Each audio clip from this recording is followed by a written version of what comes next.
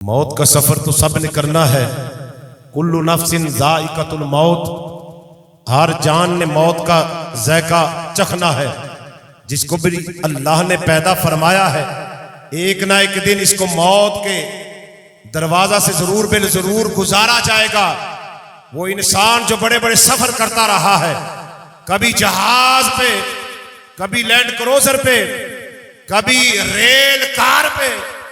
کبھی بحری جہاز پہ، بڑے سفر کیے، ایک ہی سفر رہ گیا تھا، وہ بھی اللہ نے اس کو سفر عطا کر دیا۔ جب یہ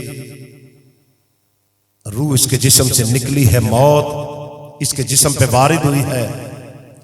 اب اس کو بڑے آب و تاب کے ساتھ، بڑے کمال طریقے کے ساتھ پہلے غسل دیا جا رہا ہے، پھر کفن پہنایا جاتا ہے اسی حضرت انسان کو، اس کے بعد چارپائی پہ لٹایا جاتا ہے۔ اس کے بعد اس کا آج کا سفر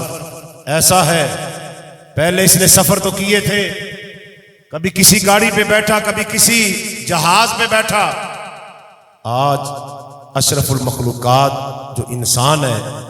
ان کے کندھوں پہ سفر کر کے جا رہا ہے۔ اور یہ اعزاز ہے اہل ایمان کے لیے، وَلَقَدْ كَرَّمْنَا بَنِي آدم، اللہ نے فرمایا ہم نے اولاد آدم کو عزت کا تاج عطا فرمایا ہے۔